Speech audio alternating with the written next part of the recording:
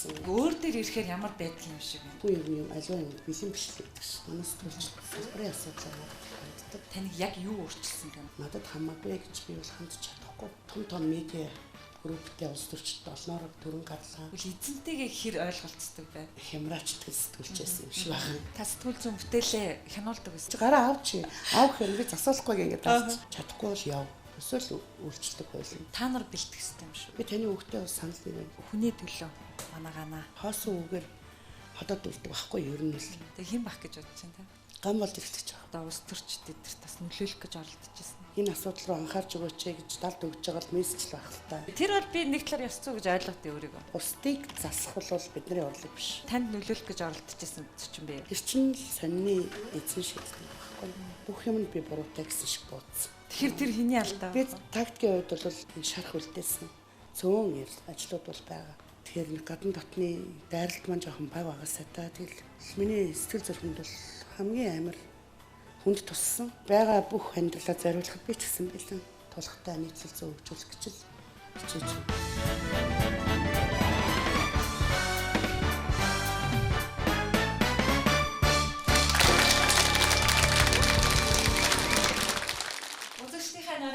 Айлтгая. Бям гарыг бүр шин зочиор сонирхолтой ажиллагааг үзэж та бүхэндээ хүргэхийг хичээдэг. Сайн ток шоуны энэ удаагийн дугаар эхлэхэд бэлэн боллоо. Шинэ дугаарын маань зочин хомирт Монгол Улсын соёлын гавь цэцгэлтэн сэтгүүлч нийтлэлч Бадам Доржийн Ган чимэг гэдэг энэ эрхэм зочин хүрэлцэн ирсэн байна. Танд урилгын маань хүлээж авч хүрэлцэн ирсэнд баярлалаа. Тэгээд сонины хуудаснаа үгийн цаана бус одоо цэнхэр дэлгэцээр үзэгч нүмтэйгээр мэдчлэг өрж байна. Тэнийг уншигч таага. Зочноор өрсөнд баярлалаа. Тэгээд мөн та бүхний юм чи ямар болон айлтгая намайг одоо энэ олон хүмүүсээс сонгож зочноор өрсөнд баярлалаа. Өнгөрсөн 2014 оны 13 он болж байгаа шиг байна. 2013 оны 9 сард танд өгсөн урилга.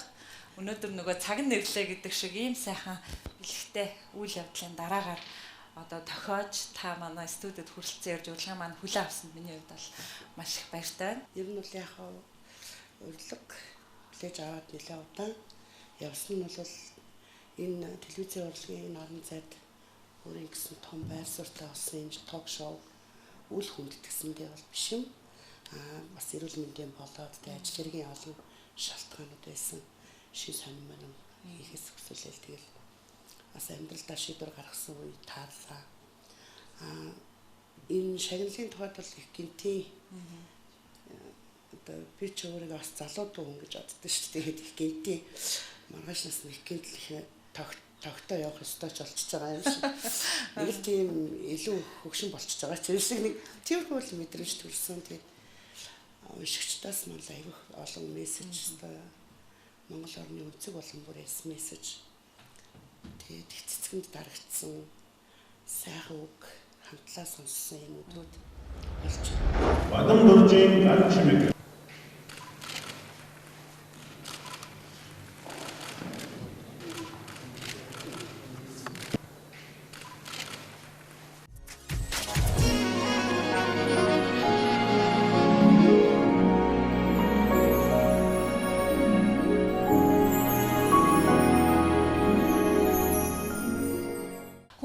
Өөр ингэсэн ертөнц.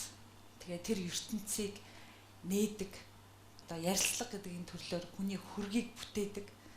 Тэгээ одоо таныг ч одоо ярьслахын хатан хаан гэл хүн болгон сэтгүүлч болгон л ярьслахныхаа ихэнд энийг тодтогч хэлдэг юм лээ. Тэгээд танд зөвхөн сэтгүүл зүйн сэдвээр яриад ахаар хаяа бас өөртөө байдаг.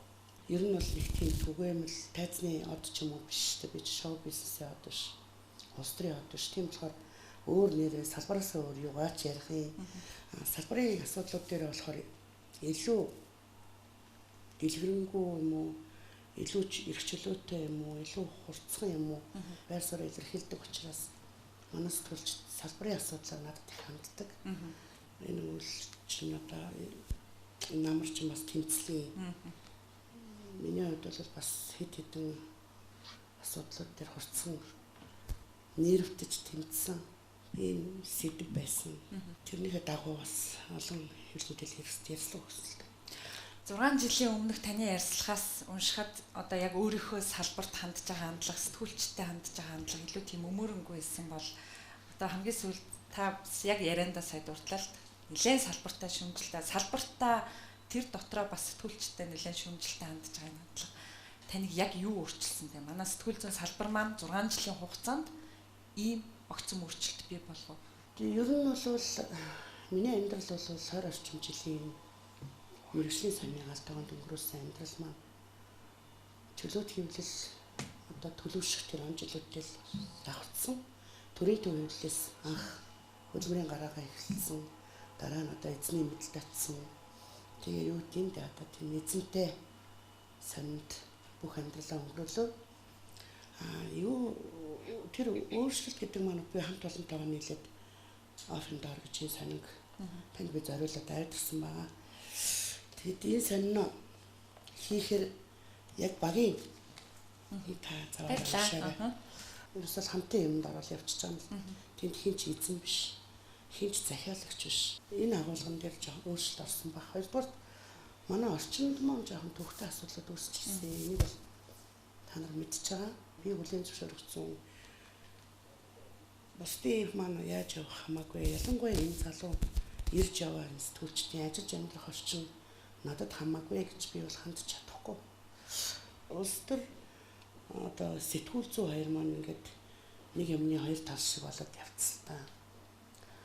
Улс төрчд маань хэвлэл мэдээлэлд эзэмшилтэй одоо хэвлэл мэдээлэлд эзэмшлэх тогтоолоо одоо том медиа групптэй улс төрчд олноороо төрөн гарлаа.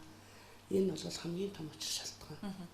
Гэхдээ манай салбарын бол миний үгийг бас энэ тэмцлийг бас залуучууд маань их сайн дэмжсэн. Ухаарч ойлгож ирэхэд хамтрах маягаар хүлээж авсан. Тодорхой эрх мэдэлтэй байгаа юм уу? Миний тэр шүүмжлэлд өртсөн хэсгийнх нь бол жоохон эмзэг туссан баг. Гэхдээ энэ бол бас нэг төвхтэй юм биш. Энэ сэдв өөрөөр хэлбэл одоо өөрийнхөө сууж аваа завыг л далбилцуулаад тэ ингээл өөрийнхөө нөгөө тоогоор нь нулимлаа гэх юм. Ер нь бол ямар ч ааштай аришинтай ямар ч хүчтэй сэтгүүлч эзнийхээ одоо хүсээгүй зүйлийг хийнэ гэж байхгүй. Миний амьдралд бол байсан баха. Би бол харцангуй эрхчлөөдөө зоргоороо хүн одоо эрхлэгчээгээ жоохон хямраачдаг сэтгүүлч байсан юм шиг байна. Та сэтгүүл зүйн бүтээлээ хянуулдаг гэсэн үү? Бараг л үгүй. Үгүй. Ер нь би нөгөө 2 дугаар курсээс эхэлж ажилласан. Үед өөртөө манай сонины их тийм алдартай хариуцлага нарийн бичгийн дарга алдартай одоо редактор Шаргуугийн Батмөх гэж байсан. Одоо хороогийн мөхсөг үзүүлсэлтэй тэгээд миний ямиг зас гэхээр би ингээ гараараа дарчдаг. Асуулт чи яасан даварсан бацсан чи гараа авч аав гэхээр би засуулахгүй ингээ дарч. Энэ ямар даварсан бацсан бэ гэдэг. Тэгж ханддаг. Ер нь тэгээд жоохон шөөмжлүүл тэгээд уйлал суучдаг тийм шалтгаал хөвгтэйс л тийм. Нийтлэл чин гарцсан хойно нь асуудал үүсчихсэн тохиол би. Тэр юм бол зөндөө юу? Хэм хэмжээний хитэрсэн барьсан юм уу эсвэл тэнд нэр дурдгдсан фактууд нь одоо эзний одоо таалаагүй зөвшөөрөхгүй байсан факт ишлэх юм уу тий. Нор дотных нь хин нэг нэрлэх одоо цогцолцсон байх ч юм уу тий. Тиймэрхүү юм бол сони амьдрал зөндөө. Эзний нөлөө гэдэг нь эсвэл одоо цаанаа юу гэдэг нөгөө төрийн ч гэдэг юм уу хяналт ч юм уу тийм юм их нөлөөлөд идэг байсан уу эсвэл яг одоо эзэн гэдгийг хувь үнээр яриад байна уу тань? Ер нь бол өмчийн эзэн гэдэг утгаар л ярьж. Тэгээ энэ том эрхлэгч нар чинь нэг нам гэж бариулаад авахгүй л дээ. Гэхдээ ер нь бүгдээрээ л сонино сайн гаргахын төлөө зүтгэх нь ойлгомжтой. 100 сэтгүүлчээс одоо 10 сайн сэтгүүлч машиндал юм гэж бараг л аль ч редакц байдаг шүү. 10 автор нэг дор багтна гэж юусоо байдаг шүү. Нэг сонин нэг хоёр автортай байх бол дээдийн одоо болцсон. Тийм хэцүү өрсөлдөөнтэй газар юм чи. Тэглэх яах вэ? Чи илүү л бай. Чадахгүй л яв. Өсөөл үйлчлдэг хууль юм. Би нэг хайхтар харамсдаггүй л дээ. Гэхдээ бас хаа нэг бодогддог зүйл байдгийн. Би оюутны ширээнээс гараад нэг 3-4 жил сонинд ажилласан бол гэж би одоо бол жоохон боддгийн. Энэ бол яг хараад одоо тань шиг таны одоо хэмжээний туршлагатай тэгээд олон жил ажилласан ийм сэтгүүлчдэл өнөөдөр ийм бодол байгаах.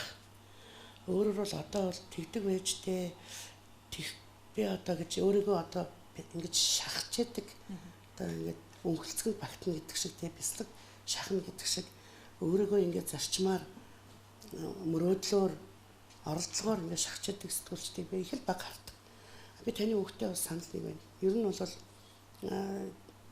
одоо телевизийн ажлуудаас харж байхад бол цаатлын хэл, нэвтрүүлгийн хэл, тухайн сэтгүүлчийн өөрийнх нь хэл одоо ямар төвшөнд байгаа нь бол ялгардаг. Сайн боловсруулалттай, чамбаа тексттэй яг нь ажиллаж судлахаар зарим сонноос ирсэн, сонноор дамжсан хөвгт сэтгүүлчдийн хэл бол өөр байдаг. Телевиз их хэрэгчлөөтэй газар юм шиг. Өдөр тутмын сонин бол хагас зэрэгжүүлсэн зохион байгуулалттай л газар шүү дээ. Ер нь бол одоо жоохон юу өөр болсон.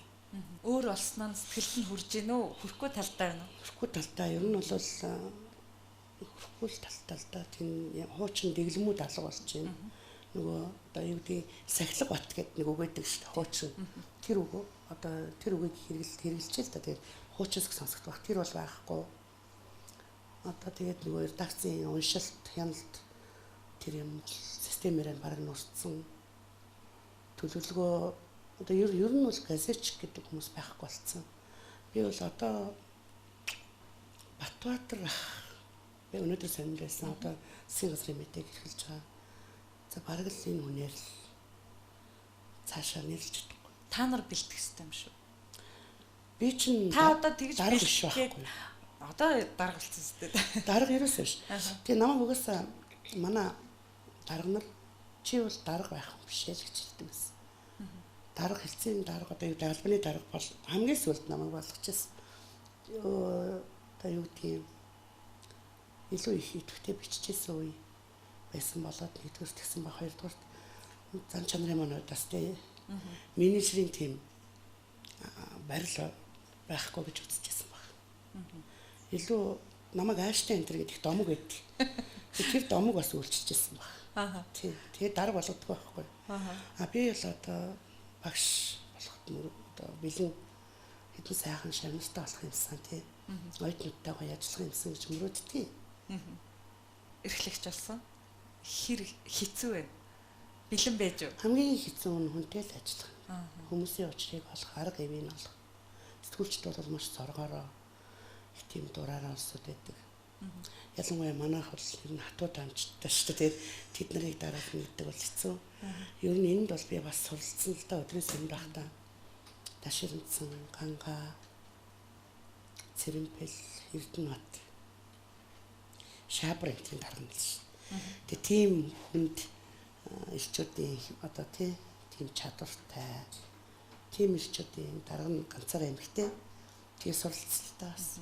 Таныг ер нь за уншигчдын зүгээс бол нөгөө баяр талархал, эерэг хандлах ийм зүйлүүд бол та байнга л авч байгаа. Яг өөрийгөө энэ сэтгүүл зүйн галтгоонд орж ирээд өнөөдөр 20 хэдэн жил яхад яг хамт одоо жишээлбэл мөр зэрэгцэж явсан хүмүүс ер нь ингээд эрхлэгч ойр тойрныхаа хүмүүсээс хэр магтаал сонсдгоо та.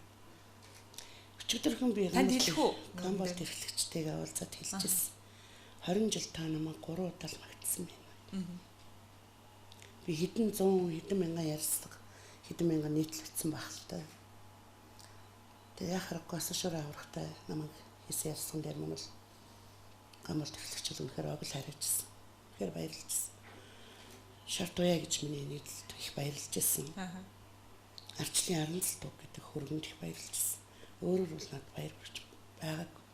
Хүмүүсээр эрхлэгч бол өөрөлдөө ер нь тэгээ залууч байсан ерөнхий эрхлэгчийн дүүн гэдэг бол тэгэл тэрийг онц авчвал тэгэл нисэж шүү дээ. Өөр юм хэрэггүй те хоосон үгээр ходоод үрдэг байхгүй ер нь бол. Тэгээ тэр гоё өгнүүд манай мега эрхлэгч бол намайг утга уянгаа нийтлэлж болгосон. Өөрөө бол энэ төрлийн том мастер. Тэгэл анх туулын тухай өөрөө бол гайхалтай хичнээн. Тэгээд сэдвээ надад өгөөл бичүүлсэн. Асуудал хүндсэн нийтлэлийг заавал зодож биш. Тэг аргадлаж гэгэлцүүлж одоо ингээ уйрааж тэг хүний сэтгэлгүйч орох бас хэцүү ш. Тэгэхээр зэрэг асуудал үндсэн нийтлийг бас ийм хэлээр өчөж болно гэдгийг харуулах гал үзээд байгаа. Яг зарим нь бол сэтгүүл зүйн хатуу төрөл биш гэж зарим судлаачд зарим миний уянгаа нийтлүүдийг шүүмжилж байдгийг. Ер нь бол нэлээд шүүмжил юмны дондор явсан баха би. Бичлэг үзье. Тэгээд хоёулаа ярилцлага үргэлжлүүлье. Залуучуудтайгаа хамт үзье.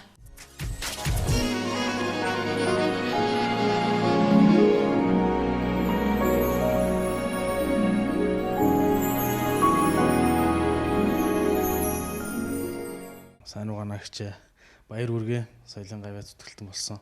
За нүдээ оллоо шагналал гэж одоо олон хүн харж байгаа би тэдний нэг байна. Сэтгүүлч гэдэг бол өөрийнх нь мэдлэг одоо туршлага мэдрэмжэн дээр тулгуурлаад тойм юм уу прогноз хийдэг бай тийм чадвар байж болно. Онгоддоо хөтлөгдөөд гэдэг бол бас дахиад одоо ганагч заяасан амар том байгалийн өгөгдөхүүн байна.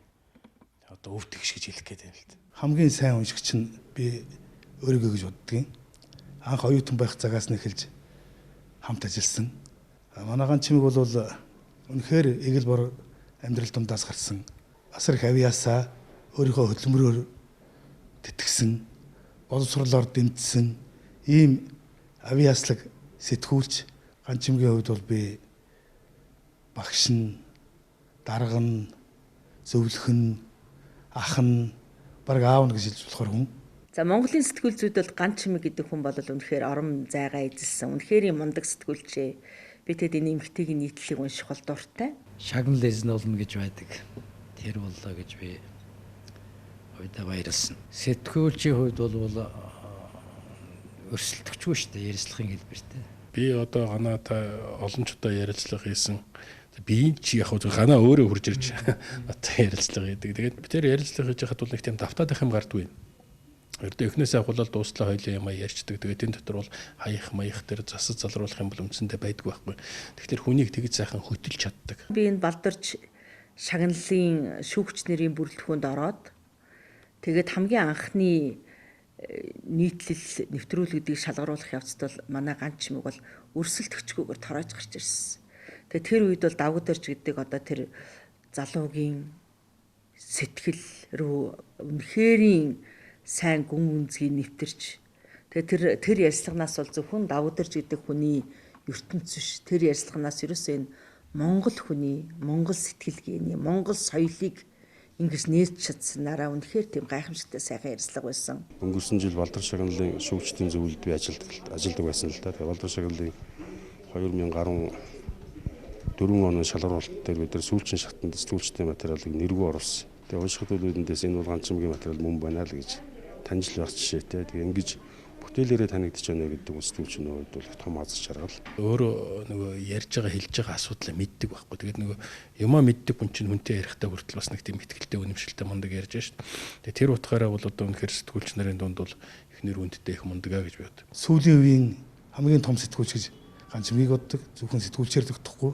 Одоо бол хэвлэлийн том менежер болж байгаа. Сэтгүүлчүүд орж ирэх гэж байгаа бол сэтгүүлч болох гэж байгаа бол ганц чимэг гэдэг ойлголыг тий хэмжигдэх үү. Олигархуудын гард хэвлэл мэдээллийн хэрэгсэл байсан цагт монголчуудад хэвлэл нар үцэхгүй гэж хэлсэн. Нар үзүүлэх гэж оролдоод байгаа цөөхөн сэтгүүлчнийг нь ганц чимэг байж магадгүй шүү. Хүнд даваагүй байнуудыг л давж явсаар байж ганц чимэг авах ёстой цолоо хүртлээ дээ. Харин хожуу хүртчихүү гэж бодоод байгаа. Оройтойгүй, эрттэйгүй ийм шагнал. Энэ аз жаргалыг бол эдэлж амьдарч чадчихагаа. Үүнийхэн төлөө зовж шаналж чаддаг. Жинхэнэ зүрх сэтгэлээ зориулж чаддаг. Ийм ясны сэтгүүлч миний дүү шүү гэж дүүдээ айлмаар байна. Дүүдээ эрүүл энхийг аз жаргалыг олон сайхан уран бүтээлд өргөхийг хүсье.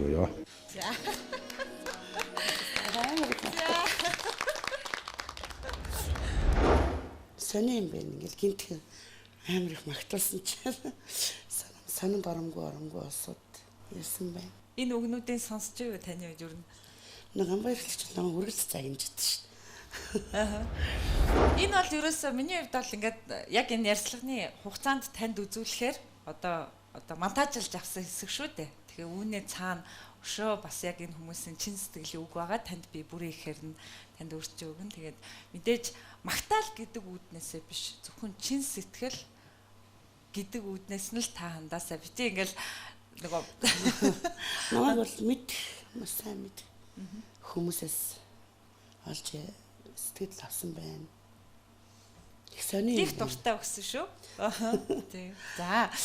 Тэгээ би яг энэ хүсэлтүүдийг ингээд хүмүүс тавьсан чинь нэг хүн л ерөөсөө надад олдохгүй. Ерөөсөө үгүй би амжихгүй, цаг зав болохгүй гэл ингээд цааргалаад ингээд тэсэн л та. Тэгээд би тэр үнийг бол бас яагаад ингээд хамаал дуул нөхөл ястай хүн юм бахтаа гэж би бол бодчихсан аахгүй. Тэгээ хүсэл тавиадсэн чинь нэг хүн л одоо ерөөсөө цаг гаргаж өгөөгүй. Тэгээ хэн бах гэж бодож чинь та. Гамбал дэрхлэгч байгаа. Гамбал дэрхлэгч өгсөн баа. Бүр өгөөгүй гэж. Өгөөгүй харин нэг хүн ерөөсөө сэтгэл өгж өгөхгүй байсан байна. Мэгмэрсэр эрхлэгч байгаа. За мэгмэрсэр эрхлэгч гадаад явсан байлээ. Тэ. Тэгтээ тэр хүн өөрөө биеэрээ ирж танд баяр хүргэе гэсэн багхгүй юу? Тэгээд нэвтрүүлгийн маань яг энэ мөчөд нэгэн хүндтэй зочныг студид автаавъя.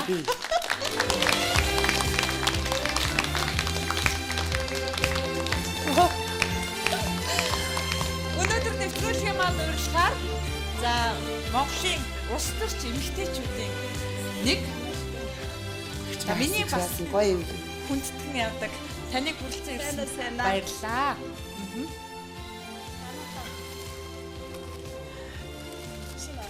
За баярлалаа. Маш их баярлалаа. За урилгын маань хүлээн авч хүрэлцэн ирсэн танд баярлалаа.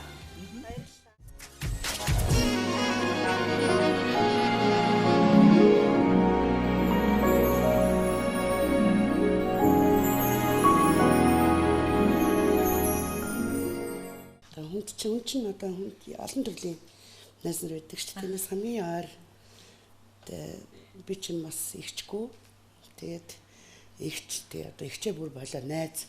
Өдөр чинь тийм бүх сэдвэр бүх мэдрэмж их адилхан бүх сэдвүүдээр байсаар хаваалцж идэг.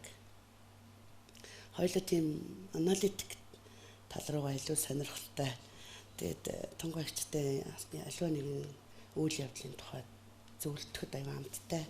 Тэгээ миний хайртай эмэгчид хадаад ирсэн гэсэн сонирн байна. За миний хувьд бол нэвтрүүлгийнхаа зочдод бас их тийм сайхан яриа өрнүүлэх тэгээд хараад их тийм сайхан таашаалтай хүлээж авах ийм хүмүүсийн одоо онож сонгохыг хичээдэг л дээ. Тэгээд миний хугацаанд таныг ураад яг ярьцлагын маань урилгыг хүлээж авлаа гэж мэддэгдэх тэр мөчөөс эхлээл тодорхой хэмжээнд судалж ойр дотных нь хүмүүс юм байх уу, яах вэ их үү гэд бас их таны ойр дотны хүмүүс зөвлөсөн надаа тоглоом хичээг. Тэгээд өнөөдөр урилгын маань хүлээн авч хүрэлцэн ирсэнд танд баярлалаа. Тэгээд хамгийн сүүлд хизээ уулзах гэсэн чинь хамт төрийн одоо бас шагналаа хүлээж авсан юм байна шүү дээ. Тий хамтдаа. Өрөөнд нөтсөн л та би шагнал авсан өдөр тунгаагч бас шагнал авсан. Тэгээд манай өрөөнд сонины маань редактор ирсэн. За тэгээ тунгаагчийн хувьд бол мэдээж өөрөө бас тодорхой хэмжээнд бэлтгэлтэй л байсан байгаа шүү дээ. Тийм үү? Энэ ярилцлаганд орохоор ганаг одоо их олон хүмүүс мэдээж мартаж байгаа л та. Яг гэвэл үнэхээр олон хүний хүлээж ирсэн ийм шагналыг авсан гавьяата гана гэдэг хүн боллоо шүү дээ. Гана чимэг гэдэг байсан. Тэгээд яг гана маань бол би бол ганаатай найзлаад өөрийгөө их сайн нээсэн л дээ. Юу гэхээр би их чанга одоо тас инээдэг. Яг гэвэл ганаатай байхаар л ерөөсөө л инээгээл энэ. Айгүй их гоё те. Ганаа бол маш их юмртай.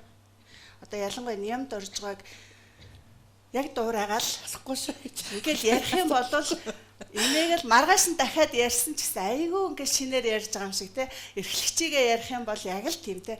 Ер нь ингээд үйл явдлыг ямар ч жирийн хүнийг ч байсан айгүй гоё талаас нь ингэж харж чаддаг тийм их тусгай харцтай.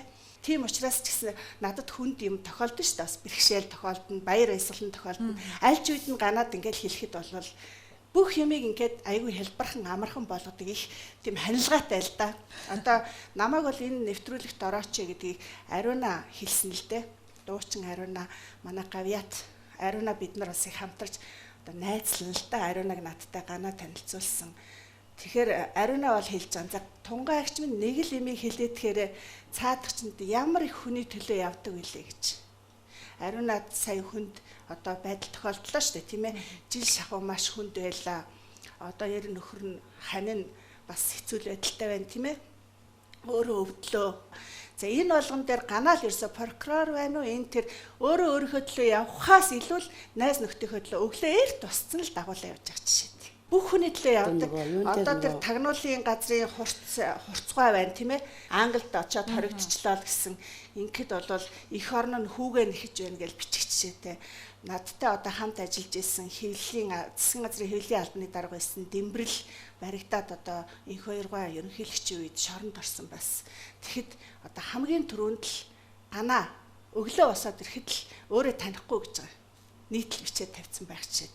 Цагдаа нарын хэрэгээр хамгийн гоё одоо нийтлэл ингээл ерөөсөө өөрийн ирэхгүй ингэж одоо тий хүний төлөө ингэж явдаг ийм жишээний ийм сайхан одоо нөхөрлөлтэй найз маань байгаамаа. Тэгээд би ганааг харж гад нэг л том дүгнэлт хийсэн л дээ. Их нөхрөлж ээж, их мэдэрч ээж хардсан байлээ л. Одоо нэг бурхны мэлмийнэ гэд инхээр би ингээл нүдүүдийг нэг хардаг байсан. Тэрэн шиг маш гүн хурц нүдтэй ярилцж байгаа хүн те ярьж болж байгаа үйл явдлыг яг гүнзгий орж ингэж өрөм мэт ингэж орж ингэж харж чаддаг. Тэгэхээр ганаатай ингээд юм ярих ч юм инхээр худлаа хэлэх ямар ч нөхцөл байхгүй. Атмосфер угаасаа тэгэл бүрдүүлцдэг. Тэрүүгээрэл мань хүн бол гавьяатай. Ийм л хүн л дээ. Тэр нөө эмгтээчдийн код гэлтэй. Тэрэн дээр чинь бодлогын чанартай стратегийг хийжсэн хүн байхгүй юу? Ард нь тэр тунгаа хичтэй хийжсэн. Гэхдээ одоо ингээд гагнсан гинжийг тастаараа гэдэг нэг тоглодог гэсэн шүү дээ. Тэр нөгөө ирчүүч одоо ингээд тий тастуул чадуулж чадгээд гинж болоод ингээд гагнагдаа зогсчлоо шүү дээ. Жага охин байхад бол тасалдаг л байлаа. Одоо яах юм? Одоо яах юм? Тэр тачгинтлаа инэ гэж биднэ. Тэгээд тэр нөгөө өстрөд явж байгаа эмэгтэйчүүд нь бас аягүй хурж зориг өгч гэж хамтарч одоо энэ эмэгтэйчдийн квотыг нэмэх гэж энд хуульчлуулах гэж ажиллаж байсан. Бас л яах вэ? Ерөн сэтгүүлчийн ажил өөрөө олонний төлөө явах, бусдын төлөө явах юм чи. Тэгээд ингээд би түрүүний зорж очиж авсан, ярьслага авсан хүмүүстэй уулзаал ингээд ярианууд дунд бүгдээрэн дээр нэг давтчихсан зүйл бол одоо нэг энэ 20 жилийн хугацаа бол их л тийм хатуу ширүүн тийм зүйл дундуур туучиж гарч ирсэн гэдэг үг л их л гарч иржсэн л та. Тэгээ миний хувьд бол мэдэхгүй юм тэрийг.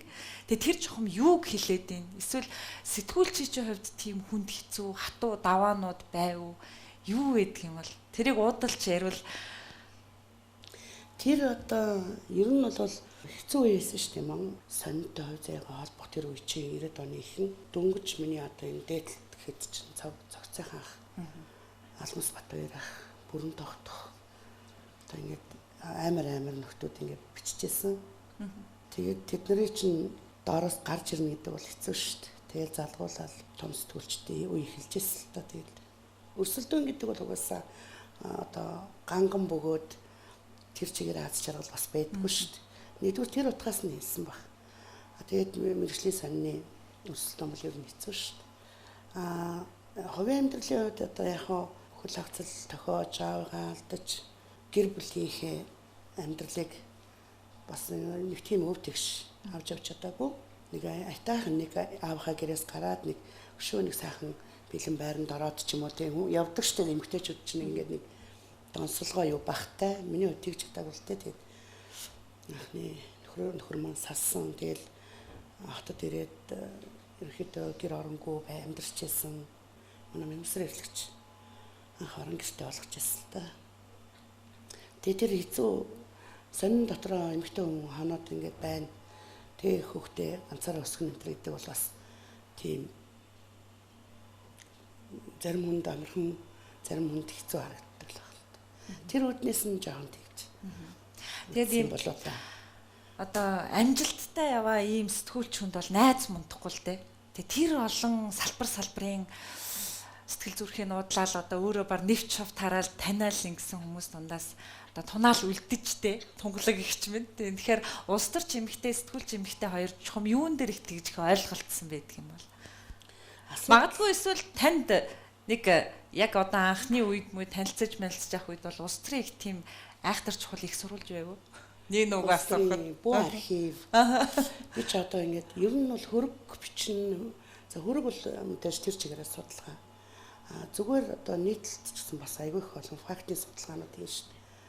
Тэгээд манай тунгаа ихчүүд бол ардчсан хөдөлгөөн үүсч өгсөний 25 жилээ болж байна л да. Тэгээ ер нь энд бол амьд том архив харин өөрөө бол улс төр одоо их амбицаа эрт татаад авчих шиг боллоо. Тэр нь бол яс нөхдөд хувьд надад бол жоохон тийм их санагдтыг. Ер нь бол их нугаршгүй хатуу хүн шүү дээ чанартай өөрөө. Тэгээ яагаад энэ улс төрөөсөө ингээ уйдаад бушуухан гарцсан юм бэл ганцхан би ч одоо гişүүд мшүүд айгүйх тунгаагчтай зөвлөж яадаг байхгүй. Дээр нь зүгээр эмэгтэй хүнийхээ хувьд айгүй гэрэлгээтэй бич жоохон тийм жожиг ганцаард нь л шүү дээ. Нэг тийм олонтой биш бас. Их харцгаж хэцүү юм шүү. Хөө найзтай. Тэгээ би эртээрх нэг найзтай хэлчихсэн. Манай аав нөхөр муутан чи нөхөд сайтай яваараа гэж намайг тэгжсэн. Тэгээд бүр залуу байхтун бас ингээл одоо нөхөдтэй яваараа гэдэг чи одоо олуулаа яваараа олонтой яваараа гэсэн үг шүү. Тэгээд би тэр найзтай хэлчихсэн. Ер нь бол олонтой яваараа гэдэг чи тийм чухал сургаал биш байна. Ер нь бол олон гэдэг бол талай гэдэг шиг олон гэдэг бол дарамт юм байна нөгөө талаас. Хүний чимээнээс холдохыг бай хүсдэг болсон. Энэ нь бол одоо их айхтар үхэл одоо үхлийн тухай ярьж байгаа юм биш л дээ.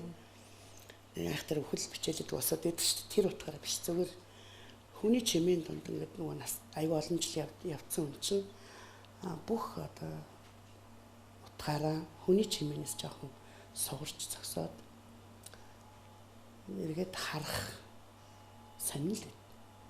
Заримдаа ч их эн чинь бас өөрөө их халтаргаатай гулгаатай хүн шүү дээ. Өглөө эмгэн шиг өглөн нээж шиг загнана. Заримдаа заримдаа уйлал ирэх охин шиг ингээл тунгаа агчаа юм тийм юм тэглээ инглээ бүхэл юмыг ярина л та. Тэгээд нөхөртөө 2-3 жилийн өмнөөс эхлээл сонин шүлэг захаа битсэн. Тэн дээр нь хүртэл би их санаа зовох жишээ нэ те. Одоо тэрт чинь байж байгаа тэр нэг минь баяртаа гэж зүрхэн дээр чинь бичгсэн эдэргээл те.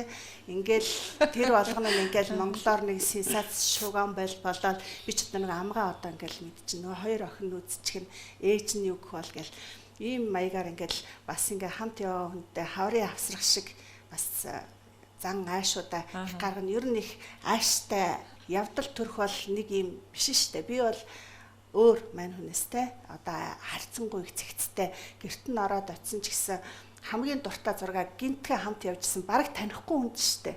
Дөнгөж танилцаа явж байгаа хүнд хуу татаад хамгийн үнэтэй одоо гэрийн чимж байгаа зургийг өгчих жишээ нэ. Намайг дагаа явж исэн эмэгтэйд чамд яг таарах юм байна гэд 3 төвлөө гаргаад шийдчих жишээ нэ. Ингээл аюу сонин авирууд аюу гаргана штэ. Тэгээ тэр болгонд чинь гана миний дүү битгий үг гэхүү те. Тэгэл хоёр сайхан охинтой сайхан гэрүүлтэй тэгээ одоо нөхөр нь бол энэ цагдаагийн дэд турандаа залуу байна штэ. Ийм тэгээ ээж нь байна. Ээжигээ бол одоо бүх насаар нь халамжилж авч явж байгаа. Ах нар нь мэдээж тусдаа гарсан. Ийм л хүн штэ. Тэгээ тэнд нь яг хөө ингээд манай чинь сайхан зураач нартай нөхөрлөн тэд бол манайд их хүндэтгэл илэрхийлж тэгээ уран бүтээлч хүн чинь уран бүтээлээ бас биеиндээ бэлгэлт юм байна штэ. Тэгээ Хөрлөатрийн зураг мөрөг ингээл байхгүй болгочих штэ. Тэгээ ийм юм бол их гаргана. За дэлгүүрт ороод хоёлаа шопинг хийсэн их гоё штэ. Үүсчээсэн яриач. Тэр чинь хүмүүст бас байгаль орчны чиглэлээр ганаг нэртэй сэтгүүлч байгаль орчин одоо би ч ойн агентлагийн дарга байлаа штэ. Тэгэхэд бол хамгаалагч юм уу байгаль хамгаалахад бол хамгийн чухал юм бол одоо нийгмийн ялангуяа хамгийн одоо топ түвшний оролцоо их чухал л да. Тэгээд ганаг бол одоо дагуулад нисдэг тэргээр явж байгаа штэ бид те булган хангай арай одоо чиглээд явж байгаа. Тэнд маш их хэмжээний газрыг бол тусгай хамгаалтанд авцсан байсан. Тэгээ тэрэн шатаад би одоо зүгээр энэ дэр товч хилчихэд бол ер нь тэгж нөгөө даахгүй нохоо булуу хураан гихчээр төр бол тэгж байнга тусгай хамгаалтанд одоо тэгж шуналтаж авах хэрэггүй байгаа юм. Ягаад гэвэл төрийн одоо хүч нь өөрөө хөрөхгүй л байгаа. Тэгээ ингээл явсан битээ хамгаалтсан газар хянж хөрөхгүй. Ойруу явж ялаа. Мань хүн ирлээ намайг ч нөгөө нэг би говьих юм чаа. Говьд танаа нутг чи ямар хөө байдаг вүлээ гэл. Тэгэл намайг өдөөлтэй ингээл хатгаад байгаа байхгүй юу.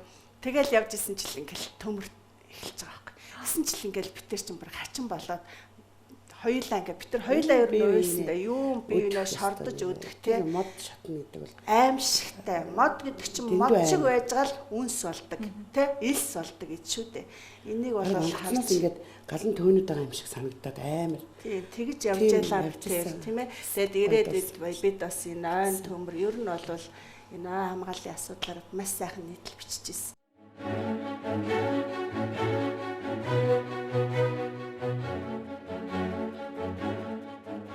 Тэгээ ганаа бас сүүлийн үед бас яриад байгаа. Би ингээл чимээгүй аймаар нь холдмоор байна гэдэг. Тэр нь бол дотроос нь би боддгийг магадгүй мань хүний нөгөө одоо нэг уран зохиол юм уу те шүлгийг бас их гоё биччихсэн те. Тэгээ тэр юм нь ингэж хөдлөж байгаа байх л та. Тэгээд тэр лүгөө орох болов тэрүүгээрээ их алдартай болох болов гэж боддгийг штэ. Ер нь өөр одоо төвшний юм руу ороосоо гэж би боддог л доо. Ярилцлага бол үнэхээр одоо хийгээл байна. Open door сонин хийгээл байна. Би өмнөөс нь бол одоо болж байгаа харамсч эхэлж байгаа ганагийн үед бол. Тийм учраас би тэр сэтгэлдээ илэрхийлээд битээр зөндөө муудаж ийсэн. Намайг бусад хүмүүс дэмжиж яхад ганцаараа сөнөөрөө гэж хэллээ эдэргээд битээрийн хооронд бол хэрүүл зөндөө явсан л да. Тэр бол би тэгж бодоол те нэг юмыг айгүй удаа хийх. Тэ энэ бол бас хүний амьдралд гайхамшигтай бөгөөд таашаал авчирдаг юм биш гэж би боддгийн. Ганаа уучлаарай. Олон удаа хэлсэн зүйлээ цэнгэр дэслэгч ашиглаа хэлчих шиг боллоо да. Яг энэ дээр бас онцолж асуухад open door гэдэг сонирхоо эрхлэгч ихээр яг сэтгүүлчийн ажлаас цаг ингэж багасч байна. Харин ч нөгөө хүмүүсийн материал уншихад илүү цаг гарч ирэл. Тэр нь илүү редакцийн хийдэг байсан л ажилладаг шинэ биш. Тэр үнэн шүү тийм ээ. Өөрөө бичсэн бүтээлээ хүнд уншуулах дургүй байсан хүн одоо өөрөө хүнийхийг унших гэж ихцдэг гэж байна уу? Магадгүй нэг ингэж авчдаг сэтгүүл жоохон өмнө чи ирвэл та яаж хандах вэ? Өөрийгөө санаал гайваад байгаа. Тэгэхээр чадчихыг л одоо болно те.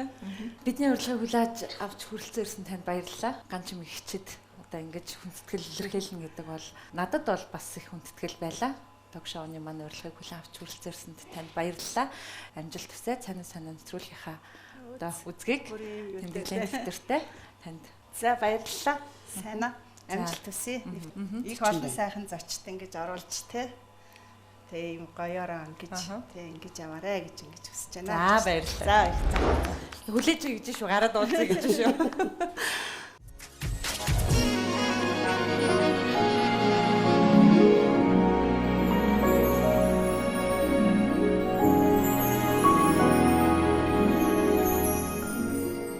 Тань зориулсан өрсөн зочин маань үдээ олж юу?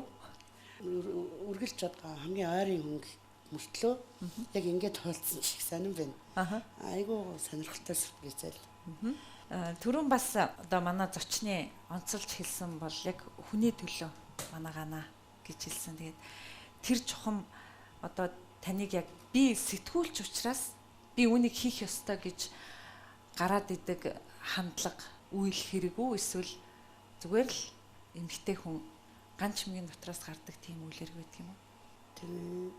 Тэр өөртөө айгүй их дарамт үүсгэж штэ би чинь бол сэтгүүлч юм амьдрал ч гэсэн ер нь тийм шүү дээ. Тэгэл асуудалтай хүмүүс л тойрж идэг болохоос зүгээр аз жаргалтай хүн тойрж идэг салбар биш шүү дээ. Нэг шоронд хөөхтэй ингээд хэлмэгдүүлээд явуулсан эмгэн үүд дээр тосч जैन захиа ирсэн байна. Дандаа л эсвэл одоо компани бол халагдсан. Золон давтаад ингээд янз бүрийн бүлэглэлүүдэд дарамтлуулж байгаа хүмүүс. За одоо бол энэ шүүхийн байгууллагатай холбоотой хохирогчд айгүй их байх юм. Тэгэл энэ энгийн амьдралын төвшөнд бол хитийцэн их өндөр ял автсан. Сайн одоо өмгөөлөгч авч чадаагүйгээсээ болоод хилмигдсэн ийм хүмүүс энэ амьдралаар дүүрэн байна. Тэгээ тийм сэдвийн хүмүүс айгүй их над дээр ирдэг шүү. Тэгээ захиа их юм. Захиа авахгүй ч гэсэн бас захиа авах болцоолонтой. Тэгээ энэ амьдрал маань өөрөө л энэ мэргэжлийн сонгосон дээр нь хувь хүн тэр юмны нэгдэл нь л байх. Таны сэтгүүлчийнхаа ажлаар сэтгүүлчийнхаа ажлын бүтээлүүдээр гаргаж байгаа санаанууд ч нөгөө хувь хүн дотроос ч л энэ асуудлыг харж байгаа өөрийн дотоод хүн чанарын л хандлагаар байна л та. Тэг яг энэ чиглэлээр та ер нь одоо улс төрчдөд бас нөлөөлөх гэж оролдож байна. За бүтээлээрээ бол нэг өөр хэрэг шүү дээ, тий. Нэг ингээд сууж байхдаа энийг ийм асуудал байна. Та нэг энийг хөндөд өгөөч гэх нэг тийм зөв улс төрчдөг нөлөөлөх гэж оролддог уу та? Нөлөөлөхийн төлөө л бидний бүх тэмцэл бүх одоо зорилтод тэр үйл ажиллагаанууд явж шүү дээ. Одоо ингээд ярьсныхаа дунд нэр нөлөөтэй улс төрчөөстэй энэ хил мэдж байгаа, шоронд хоригдож байгаа хүмүүсийн тухай амжаад нэг асуултаар ч гэсэн шургуулад асуучих юмсан гэд амжаад асуугаад авах юм бол одоо миний өөрийн ингээ аминд тулцсан юм шиг энэ дээр ингээл 3 дахь 4 дахь асуултаа бодсон байхад л нөгөө хастгаа хараагаад нөгөөдгөө тойруулаад хэдийг асуучих ёстой юм байна шүү гэл. Тэгээ тэр бол энэ асуудал руу анхаарч өгөөч гэж далд өгж байгаа л мессеж л байх л та. Телефоны ард ч гэсэн тэр асуудал чинь ийм юм биш үү гэж ярилцах. Тэгээ өөртөө байгаа баримтыг нотлохоожуулах юм нэг ажлын нэг хэсэг шүү дээ. Надад хүмүүс итгэдэг. Тэгээ нэрслэгээ уур амьсгалаас ингээд зөв агаартай аваад явах болцоо. Тэр надад тийм итгэл надад одоо итгэдэгс нь бас бүрддэг байж магадгүй юм л та. Нэг юм баримт байгаа юм юу гэж бодож байна гэд ингээд асуугаад шалгаад тэгээс сэвлээд тэнд одоо архивлаад явах бол миний ажлын бас нэг хэсэг нь л байдаг. Нэг уулзалтаар олон талын бүтээлийн архив зохиолоод авдаг байх нь шүү дээ. Ашиг төлөө ажиллагаа юм уу да тий. Ашигын төлөө үйл ажиллагаа гэх юм уу тий. Тэр ярилцлага ингээд нэг авах өөр тий. Бүр ингээд тооцоогүй үг хэлсэн алдаануудыг та өөрийнхөө үгээр нөгөө хүнээ зөвтгөж гаргаж ирсэн тийм тохиолдол хэр байдгүй. За би харин өөрийнхөө зочны яриаг их ярианы хэлээр нь хөвчдөг ш. Тэгш одоо тэгсэн бүлгөө тэгсэн билээ гэж ямар ч хүн ярьдгүй үст. Тэгээд тэгсэн штэ. Тэг тэрнгээр нь бичээд ямар харагдах нь вэ гэл энэ арай задгаа юм биш үү гэл манай редакторууд үзчихэл. Үгүй ингэж явъя. Хүн тэгсэн бүлгөө гэл ингээ яриа суудгүй үст. Одоо ийм тэнийг юм шаардах байлаа гэл тэгээд гिचшин явна. Яг тэр баримтын илт далдаатай юм уу андуураад он цагийн андуурал бүр одоо нэг хэн нэгэн хүнийг бүр илүү амар дэвсэлсэн энэ төр байвал тэрийг хасах арай читэржээ. Тэр ёс зүй юу те? Тэр бол ёс зүй. Ер нь бол бусдыг засах бол бидний урлаг биш. Бидний ажил биш. Би бол бараг л ер нь тэр тал руу нэг сэтгэл тавьдаггүй шүү. Хүмүүс гомдчих үедээ гэхдээ ер нь тавихгүй бараг шүү. Тэгвэл таслах яах юм. Ярилцсан хаана танд нөлөөлөх гэж оролдож ирсэн чинь би юу? Миний тэр хэсгийг хасч хараач гэдэг юм. Ярилцгаа хэлүүлэхийг болж ирсэн тохиолдол энэ бол одоо энэ оюу толгой энэ Британд лөө тэр чинь баг надад л ярьслаг өгсөн баг шүү. Тэр чинь тэгээд гаргуулаагүй шүү. Юу нөлөөлсөн бэ? Устрын өөр шийдвэрүүд гарсан уу тэрээр? Гараагүй байсан дөө тэр чинь олон жилийн өмнө. Танд тэгээ хайрм шүү. Цаг гаргаж олддгүй үнтэй ярьсан. Тэгээ яаж гарахгүй байхыг танд хүсэлт тавьж байгаа. Тэр чинь л сонины эзэн шийддэг юм баггүй. Тэр чинь л чи эзэнтэй айлын одоо нохоо шүү л гэсэн үг баггүй. Ер нь бол тэр одоо тий тэмлэгтгээ болно тиймэрхүү юм бол зөндөөл тохиолдсон. Хамгийн нэрээ санаанд орж ирсэн нэрээ тэр Британдийнх байна. Яг надад чамд ярьслаг өгөхгүй гэд татгалзчихсан хүмүүс байдаг ганц хоёр. Тэр та ямар гомдолтой үлдсэн хүн бас байдаг. Шалтгаануудаа тайлбарлаж ирсэн үү танд? Би одоо энэ Шибат хоёргойг бас жоохон гомдоосон юм шиг байдаг шүү дээ. Нөгөө нэг төлхөө сайд мэд гэж хэл амд оролцолтол. Тэгээ би 3 сарын 7-нд очиж ярьслаа гэжсэн аахгүй юу. Маргааш 8 шүү дээ. Та тэр сэтгүүлч суучлахгүй ч гэ би ингээд тасралтгүй шахаад ингээд нэг үгийг 10 удаа хэлээд 10 өөр өгүүлбэрээр хилээ шахаад харч хүн чинь өөрөө соёлтой. Би одоо ороод ирвэл танихгүй шүү дээ тэр хүнийг. Гэ ингээл байгаа юм баг. Тэгээд үгүй тэгсэн ч гэсэн маргааш Мартин 8 юмч та зүгээр л уучлахгүй очиж гэд. Тэгээд уучлалгуулсан байхгүй. Уучлаарай гэд өглөө нь тэр ярьслаг гарч ирсэн л та. Тэг хөрхөн амта. Тэр нь уншигчдад буухтаа одоо бүх юмд би буруутай гэсэн шиг буудсан. Харин тий. Тэгэхээр тэр хэний алдаа вэ? Би тактикийн хувьд бол тэр одоо нэр холбогдоод янз бүрээр хилэгдэж байгаа хүн чинь эмгтэй хүн. Тийм болохоор та уучлахгүй чих гэд шаардсан байхгүй ингээд аюу тойрол ерөөсөө ганцхан тэрийг хэлүүлэх гэж тойролцсон байхгүй. Тэгээ манай редакцийн болохоор ер нь уучлах гуйлгад ирдэг бол нэр энэ бол амар ажил болно л гэж тухайд одоо хэд сенсац ханаас тий. Залууч ээжтэй тэгэл явуулсан болоо да. Одоо бол би яг тийм манертай ярьслуул хийхгүй. Та тэ өөрөө уучлалтгүйсэн үү? Би бол таны ажил одоо нэвтрүүлэгт орж байхдаа ёс суртахууны үед би өхөнийхөө хувьд би таны гомдоосон бах гэж уучлахгүйсэн шүү дээ. Дээр үед тийм тохиолдол би дожоод орж байгааг жоохон гомдоожсэн. Тэр нь бол нөгөө хит ширүүн асуултууд өвдмөр асуултуудыг нөгөө солбохгүйгээр нэг авзаацаар нь тавиад одоо 5 хүнд асуулт тэр настай хүн тавьчихж байгаа байхгүй. Тэгэл айтайхан юм руу орно шүү дээ. Нөгөө кино мөн руу орохоор нөгөө хүн чинь сэргээл ингээл. Тэнгүүд дахиад нөгөө зохиолттой асуултууд тэгээд их настай хүн байхад чинь тэгээд манай цэнтэй эрхлэгч одоо төрийн саярхалт хэлжсэн л да. Ганчимгээ дожоод орж байгаа ямар ч муу хүн байж магадгүй. Гэтэ энэ хүний одоо арай л хайргүй хандсан юм шүү гэдэг. Гэх мэтчлэн одоо надад одоо юу гэдгийг шарах үлдээсэн цөөн ажлууд бол байгаа. Тэр нь бол баримтыг говьлсон юм уу? Тийм юм биш. Зүгээр л одоо юу гэдэг жижигхэн тактикийн алдаанууд юм уу? Хүний ёсны хувьд илүү мэрэгжлийн одоо амжилтын шунал айгүйх байсан надад үнэндээ залуу байхад л би өстө тугн энэ сонины тугн байна. Би л хийх ёстой. Би айгүйх даалгавар авдаг. Энийг хийн гэл бүх төрлөөр хүчээс орох гэж чийсэн. Тийм амжилтын шунал юм да тийм. Магадгүй од өвчин болов. Тэгэхээр тэр чинь од усны дараа айгүй өвчин тусдсан юм шүү юм чинь. Ер нь бол за юу ярих вэ гэдэг маягийн юм бол суултгал юм байл л да. Тэгээд хүн чинь бол цаашаа тэгээд сумлагдал явчих л ах л та. Тэрийг эрхлэгч нар дарддаг байв юу? Сайн шүү. Би одоо энэ Гамболд эрхлэгч намайг ингэж магтаж байгааг анх удаа үзчихсэн сая. Одоо бол энэ хүн хашааж холборохгүй гэсэн итгэсэн үед нь таныг магтаж байна. Тийм, намайг дарагч болгох байсан байхгүй эдгээр ч угаас. Тэгээд яг бичгмаар маань сайн овоолж өгнө. За 5 дахь ярилцлагын дэргэдээс маань залуучууд сонсож сонирхож байгаа. Тэгээ ер нь бол сэтгүүлчийн чиглэлээр суралцаж байгаа яг оюутан залуучууд маань дэргэдээс маань яриг нь сонсож байна. Тэгээ мэдээж энэ хугацаа хүртэл намайг ингээд асуучаасаа энэний тодтогчаасаа гэсэн зүйлсүүд байсан бах. Тэгээ та бүхнийг яриандаа урьж байна. Манай зочноос асуух зүйлээ л асуугаарай. Би өөртөө эргэлзэж явдаг юм а танаас асуух гэсэн. Багш зарим багш нар ингэж хэлдэг байхгүй юу? Жинхэнэ агуу зохиолч гэдэг бол цаанаас авьяас нь төрчихсөн төрмөл байдаг юм а.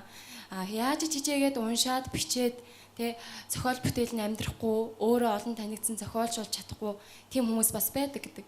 Сэтгүүлч хүнийг яг энэ талаас харж болох уу? Цаанаасаа тэгж заяачсан тийм авьяастай сэтгүүлч байна. Эсвэл хичээгээд тэ бичээд ярилцаад нийтлээд бас амжилтанд хүрэхгүй тийм яг сэтгүүлч гэж хэлж болохооргүй хүмүүс байдгүй. Зохиол сэтгүүлч хоёр дээр ямар ялгаатай вэ? Энэ тал дээр та нэг. Одоо авьяастай сэтгүүлч, авьяасгүй сэтгүүлч гэж байна. Гэхдээ нэгэн тал одоо тэр боловсролыг одоо дипломыг аваад тий одоо монголоор ярьдаг ш номын үзээд нөгөөтэй шилэн яагаад л тэгээд төгссөн ч тохиолдолд зүгээр л гэлдрээд явж байгаа л насыг барах тийм одоо болцоогүй мэрэгжил нь өөрөө сэтгүүлч. Тийм учраас шахаал гаргацдаг яваас тэгэл хүүхд гаргаал тэгэл эсвэл өөр одоо рекламын менежер болоод ч юм уу тий ингээл эсвэл аль нэгэн хэвлэл яамдын хэвлэл мэвлэлд очиод тэг нэг яг энэ сэтгүүлчийнхээ мэрэгчлэр амьдрна гэдэг нь өөрөө тийм авьяасгүй бөгөөд тэнхээгүй хүмүүсийн одоо чаддаг зүйл бардаг тавилан бас биш ээ. Авьяас гэхээсээ илүү мэдрэмж байнга хөгжиж яадаг зүйл аахгүй юу? Мэдрэмжээ сайн хөгжүүлсэн сэтгүүлчдийн ажлууд л сайн байдаг болохоос ш. Нэг хэсэг эдийн засаг хууль сэтгүүлч гэдэг мэргэжлэр бол замбраагүй их төгсгөлөө ш. Энэ нь бол одоо ингээд маш түргэн од болж болдго юм байна. Ялангуяа телевизэд авч ирээд айгүй амархан танигддаг ч юм уу. Нэг ийм ташаа ойлголтуудаас болоод айгүй их тийм олон хүмүүс сэтгүүлчийн одоо ангийг сонгож ирсэн юм шиг. Гэтэл энэ одоо энэ шоуны ард гэхэд энд 10 хэдэн хүн баг энэ сэтгүүлч бол өөрөө бас маш олон жил ажиллаж байгаа шүү дээ. Энэ шоуг одоо хийгээд нэлээд олон жил болж. Энээс өмнө гэхэд л бас л тэр болгон ингээл анзаарах гэдэг чинь аюу хэцүү байхгүй энэ олон өрсөлдөөн донд. Тэгэд жинхэнэ ясны сэтгүүлч юм бол тэгээ явж лээдэг явж байгаа л яг онсон сайн төслөө барьж аваад гэд амжилт болох болцоод. Тэрнээс ш зүгээр л 90 60 юм хөөхөн урт төлтөл болж телевизээр нэг хэд гараад цагаагаар мэдээ хэд уншсан баг. Од гэл ийм байхгүй л тээ. Тэр хүн өөрөө сэтгүүлч болох гэж байгаа бол нэгдүгээр чи ачаа даах одоо хэр тэнхээтэй юм бэ? Чи өөрөө яг энийг чадах уу гэдгийг аюу сайн өөртөө асуултаа тавих хэрэгтэй. Зохиолчийн хувьд бол өөр. Зохиолч бол одоо үнэхээр авьяас авч төрсэн байгалийн өгөгдөн авьяас бэлэг хөдөлмөрч чанар гэдэг олон юм. Миний хувьд бол миний одоо өөрийн маань хамгийн сонгодог мөрөөдөл бол зохиолч болох. Таныг гавьяат болсон чинь Twitter, Facebook-аар найзууд маань их ганаагч маань гавьяат боллоо гэж их бүгдээрээ лайк, шеэр хийж илээ. Тэгээ өнөөдөр бас таныг анх удаа ингээд харсан чинь бас гаднаасаа дотроосоо гэрэлцсэн эмэгтэй байд юм байна. Тэгээ таныг ингээд түрүүн ингээд ярьж байхад өөрийгөө нэг юм хайж байгаа юм шиг надад нэг та нэг түрүүн хэлжсэн тийм ээ. Одоо аль болох хүмүүсээс хол байхыг хүсэж байгаа гэдэг. Өөрөөсөө юм уу юуг одоо яг хайгаад идэв? Юуг хий гэж ер нь бодоод байгаа юм болоо гэсний асуулт байна. Миний мөрөөдөлтэй холбоотой юм л та. Би одоо уран зохиолчлохыг мөрөөддөг гэж хэлсэн. Гоё сайн кино, тэгээ тийм гоё зөөлөн мелодрам, тийм уянгийн төрлийн кинонууд дуртай, зөөлөн тийм кино хийхийг мөрөөддөг. Жүжиг бичихийг мөрөөддөг. Тэгэл бас өгүүлэг бичиж байгаа. Мөрөөдлийг биелүүлэхэд хэр хугацаа хэрэгтэй байгаад энэ танд. Ер нь бол ингээд татаад орох. Энэ сэтгүүл зүйч өөрөө хурд те хүч хурд ингээд цаг наргүй юм эргэлтэн донд байдаг болохоор энэ хажуугаар зохиол бичнэ гэдэг бол худлаа юм л та. Зөвхөн өөрийгөө чөлөөлж аваад дараагийн проект руу орж болно. Гэхдээ за одоо нэг сайхан кино өнөөдөр суугаад дорн сайхан биччихнэ гэдэг ч юм байхгүй л те. Тэгээд магадгүй энэ хүрээгүй мөрөөдөл чигээрээ ингээд хүзүүн дээр дараад үлдчих болох юм л та. Ер нь бол хүний хамгийн том зовлон хүрээгүй мөрөөдөл байдаг байхгүй.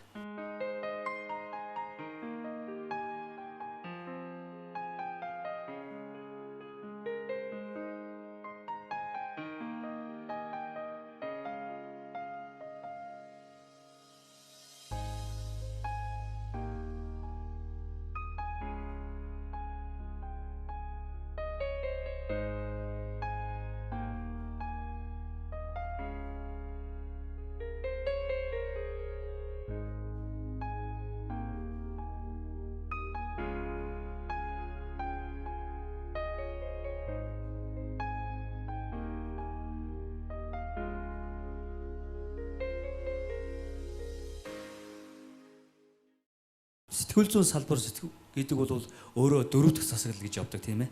Тэгээ үнэхээр энэ нийгмийг эрүүлжүүлэхийн тулд сайн сайхан болохын тулд болохгүйг нь байг дуурж тийм ээ. Байг засаж явах хэрэгтэй гэсэн ийм салбар байд юм болов уу гэж ингэж ойлгож явдаг. Төрөний дээр хаалтын гэрээч гэдэг юм уу заримдаа боомолдог, хордог, цагддаг тийм ээ. Цензурцдаг энэ тал руугаа бас зарим талдаа бас байгаад байгаа юм шиг харагдаад байдаг. Тэгвэл энэ сэтгүүл зүйн салбарыг улам хөгжүүлэхийн тулд юун дээр бид нар анхаарах хэрэгтэй вэ? Ёс зүй талаас энэ сэтгүүлчд маань хэр задгай байх хэрэгтэй юм бэ? Тэгжиж энэ урагшаа явах хэрэгтэй болов уу гэдэг дээр таны бас бодлыг сонсохыг хүсэж байна. Ер нь одоо бол манай сэтгүүл зүйн салбарын асуудлыг л хүн болгон авч шүүдэг болчлоо л. Тэг би Твиттерийн одоо хэрэглэгч болоод жил 6 сар болж байгаа. Тийм жил 6 сар. Тэг харахаар одоо бол ер нь Facebook, Twitter бол одоо энэ сонин хэвлэлийн хэрэг алгадуу тэдний үүргийг бол бид нар ингээд аваа явуучих юм байна гэж ярьж байгаа байхгүй юу. Тэгээд энэ бол уучлаарай юм л да бас.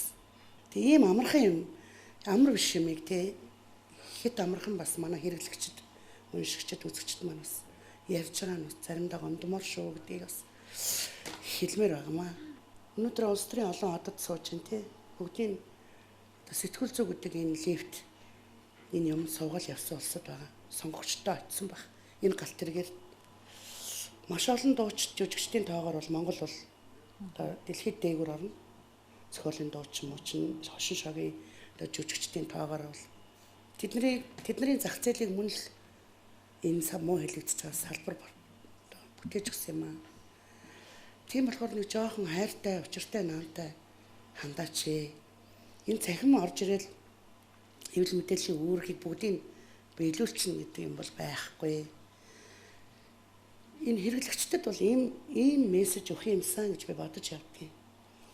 Дотооддоо бид нар юу гэхээр одоо илүү бас ажиллаж байгаа. Гэхдээ энэ хуулийн одоо бидэнтэй холбоотой энэ салбарын үйл ажиллагаатай холбоотой бидний мэргэжлийн одоо үйл ажиллагааны цар хүрээ энэ дархлаа энэ нэмийг тогтоох хууль баримтч хэцүүхэн байдаг. Энэ хуулийг батлахдаа боловсруулахдаа айрамд одоо фронт дээр ингээ үр хүчээ өрөөд уруулын бодог диктофон хоёроо зөвхөндөө хийчээд нэг дэвтэр бал гардаггүй баахан бал өөрцөө яваа бид нарыг хинэнч дуудаж асуудаггүй.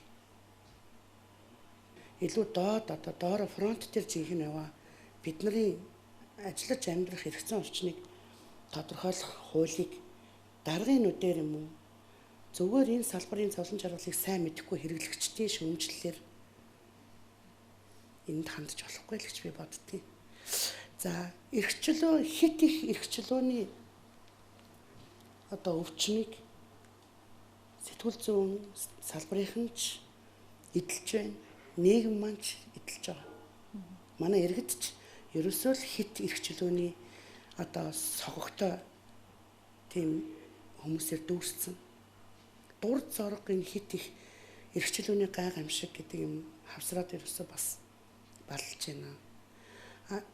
Сэтгүүлчдийн үйл ажиллагаанд эрхчлөөний өвчин бас туссан. Илүү тэр хаалтын гэрээ мэрээ элдв юмд би энэ эрхчлөөний өвчин туссантай илүү холбож боддог. За одоо яг сэтгүүлчийнхээ хувьд сэтгүүлч гэдэг цагаан нэрээрээ өрсөлдөх чадваргүйнүүд нь дарга болдгийг. Сэтгүүлчүүд бол тийм хүмүүс их юм хийсэндээ.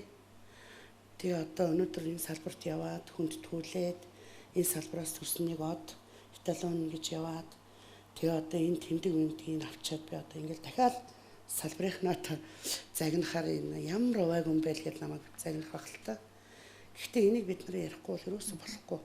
Энийг халуун тоогоонд би тэр сэтгүүлчдийн хуралд ганцгуудаа сууж үзсэн. Ерөөсөө л ингээл юуны одоо нээлттэй ярьчихэлт усны саунд хийцэн арх ингээл тараагаал. Тэгээд би биений асар хүндэтгэлгүй үгээр хэлээл залуухан сэтгүүлч босч ирээд хөгшин байна одоо гэд 50 та хүнийг чи хөгшин байна одоо зайл гэж хэлж байгааг би харсан. Тэгээ би энэ эвлэл мэвлэлт ингэж юмд хамрагдаж явах хэрэггүй мэнэ гэж ойлгосон. Хин нэгэн зөвлөл аль нэгэн дарга тодруулах бүтцэд би ерөөс орчдгүй. Намайг өрдөгчгүй би ордгоо. Сая олон нийтийн арга телевизтэй холбоотой асуудал одоо сүүлийн 2-3 өдрийн хийц сэдв болж байна л да. Тэгээ 100 хүн хална гэдэг бол миний хувьд үнэхээр энэ бол аимшигтай. Яаж халах юм? Аппарат захиргааны аппаратаа зөөлөх гэж гэнэ үү? Ядарсан уран бүтээлчдийг хасгах гэж байгаа юм уу? Тэгвэл хуучлаарай. Тийм байхгүй. Гэл ингээл буцлал ирэх жишээний тий. Энэ улс төр суурьтай, улс төр нөмөртэй сэтгүүлчүүд яваа хэсэг, улс төртэй их ойрцсон хэсэг бол бас их болж байна л да. Манай салбарыг. Сүүлийн жилүүдэд огцом ажиллаж байгаа нэг юм юу гэхээр би хаалтын гэрээг л тэмцсэн. Манайхан одоо ингээл та бас асууж манай олон залуу сэтгүүлчдийн энэ дээр хийгдүүцч хүлээж авч хамтрий тэмцэе гэж. Энэ маань өөрөө л манай салбар өөрийгөө шилгээх чадвартай байна гэж харуулж байна. Дээгүүрээ манай энэ эзэд дарга нар маш зөв хүлээж авсан. За энийг бити олон нийтэд бити яриач. Тогоон дотроо яриа гэж байна. Тэгэхээр бид нар өөрсдөө л энэ салбар өөрөөсөө цэвэрлэнөхөөс хэн нэгэн эрхчлөөний өвчтөй бүхнийг мэдгч одоо массын төлөөлөл энэ салбарыг өдөр болгон саваагаар зодоол байх бол бас тийм ч тавтартай харагддаг юм л та.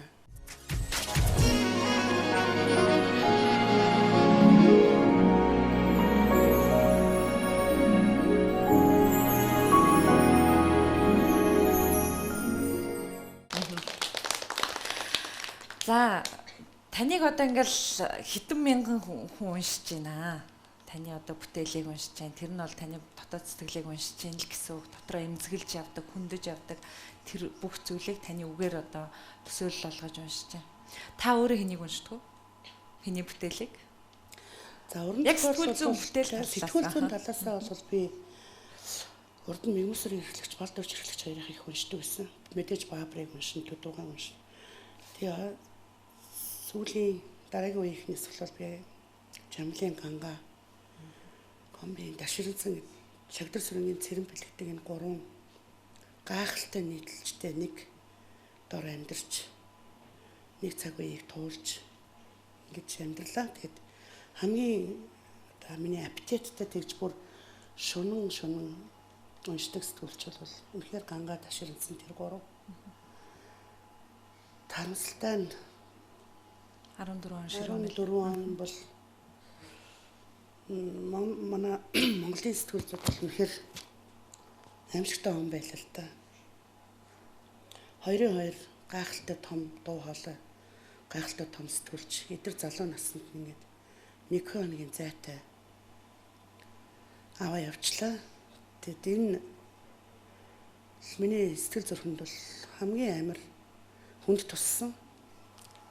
Бүх амьдралаа хамт өнгөрөөсөн тэр одоо дотны хүмүүс маань байсан. Өрсөлдөгчд маань байсан. Ах нар, найз нар маань байсан. Тэгэд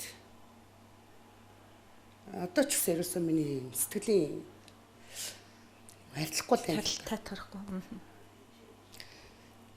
Ийм том гарц тохиод ингээд одоо ийм том орон манай сэтгүүлчд онгоцсон. Ийм байхад бол залуу гайхалтай сэтгүүлчд бол хүчтэй ингэж давлгаалan одоо орж ирэх сэлгэж би өсөж байна. Тэр хоёр шиг сэтгүүлч нөхөд аяг хэцүүлтэй.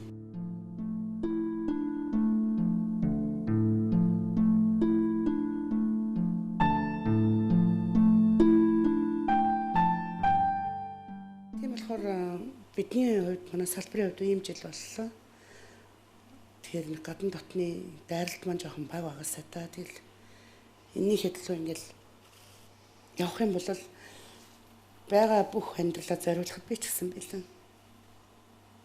Та гарын шав бэлтэж байна уу? Би урд нь надаас сэтгүүлчд асуухаар би их залуу биш дээ. Одоо ингээд шав тойрол суугаад үлгэр яриад байх чи нэг хөвшин биш байна гэд хариулж байсан л та. Тэгээ одоо бол бас шав гэдэг юм уу тий. Дараагийн өөр насны хамтран зүтгэж тийм багийн сэлгээ надад бол хэрэгтэй. Одоо тийм 2 залуу найз, залуу шавтай од гэрэл гэж сэтгүүлч сонгодог урлагаар бичдэг. Мөн Харгислын театрын оюун номин би миний шав гэж үздэг. 10 дугаар анги байхдаа над дээр ирж тэрнээс хойш олон жил нөхөрлөж ингээд багш чимшиг, ихч чимшиг ингээл явж гин. Тэгэд зүгээр тэр хоёрын хоёуланд нь бол яг над шиг нэг чанар байхгүй нь тэр хоёр үнэхээр хөдөлмөрч биш. Үнэхээр аимшигтай залхуу. Тэрнээс ш тэр авиас одоо тэр юу гэдгийг гүйцэтгэх хурд тэр мэрэгжил тэр ажилдаа нэгт юм бай хандлага харах өнцөг энэ үнэхээр шин.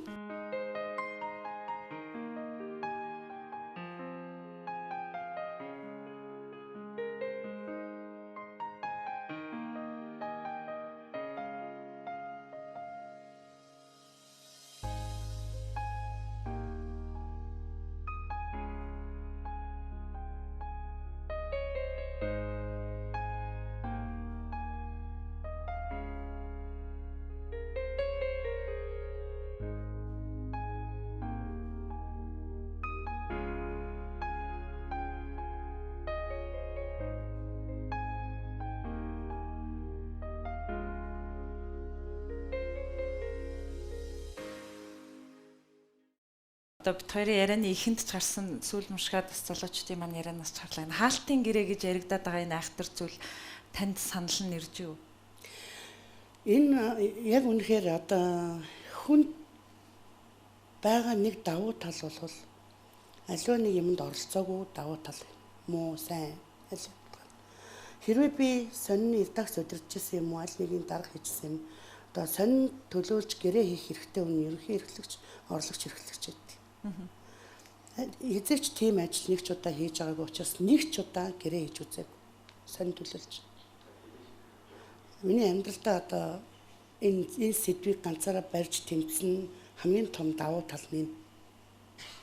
Хүмүүс энэ комментээр бичдэг юм байлаа. Одоо хамгийн их энэ сэтгүүл зүг ингээд бохир болоход хамгийн их өөрг гүйцэтгэсэн хүн гэж.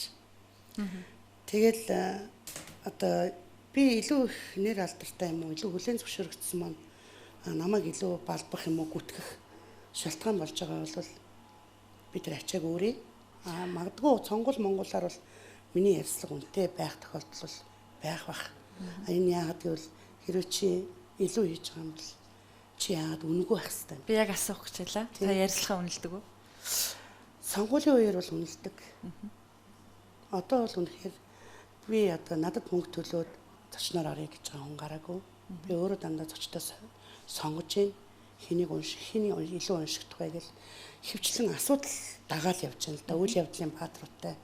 Давхар дээлний үед Хэженко гараа явах Хэженко анхны ярьцлага надад өгсөн гэх жишээтэй.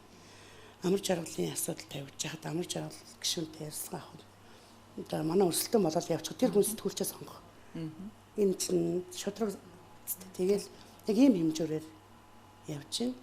Мэдээж сонгуулийн үед бол одоо энэ ярьцлага юу бол тодорхой үнэтэй байх хэрэгтэй байх гэж бодож байна.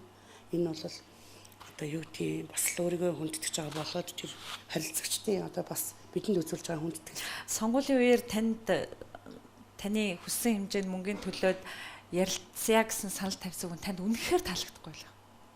Тийм магадгүй нөгөө гэмт хэрэг хийцнийг мэдж байгаа хүнийг өмгөөлж чадахгүйтэй адилхан шиг тэгвэл та яах вэ? Ер нь надад тийм саналууд ирчихсэн би юм хийдэг шүү. Татгалцтай.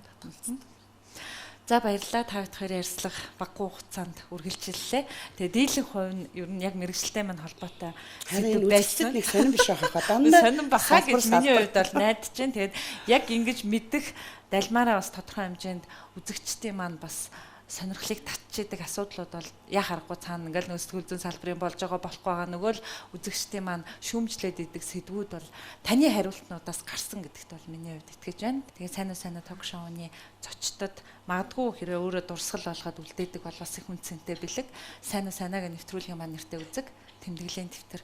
Тэгээ сэтгүүлч хүн, найрагч хүн одоо амьдралаас төрж байгаа санаагаа тэгээ би таны нийтлэлүүд дундаас нутаг усныхаа их тийм сайхан хүний нүдэнд харагдаж одоо сэтгэлийг хөглөлтөл тэгж битсэн дүрслэл бүхий нийтлэлүүдийг бас хэдэнтэй уншсан. Тэгээд тийм сайхан санаанууд тэр сайхан үгийн уран бас энэ үзгээр маань энэ дэвтэр дээр шаглагдвал бэлэгний маань үнцний оршин танд эрүүл энхийг хүсье.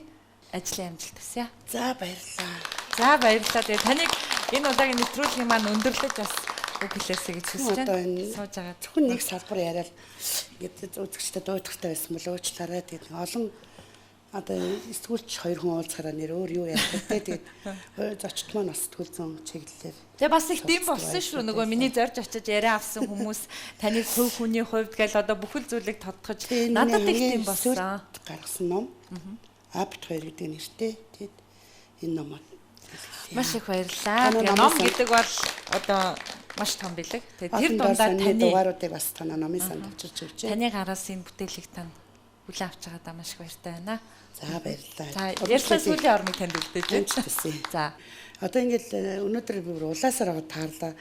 Ерөөсөө 20 жил дандаа их магтуулж исэн юм шиг боловч аюу хараалгаал бас тэгдэг коммент гэл ингээд зөндөл хараалж доромжилж яадаг. Гэхдээ нэг дор ингээд хүмүүсээс юм магтаалын үг ингээд сонсох чинь бас их сони юм биш. Энэ бол тэгэл ингээд санаанд оромгүй хүмүүс миний тухай ярьсан над их сони ичлээ. Тэгээд сайн хүн байна гэдэг бол хамгийн том ачаа байдаг. Тэгэл сайн л хүн байх юмсан гэж боддөө шүү дээ.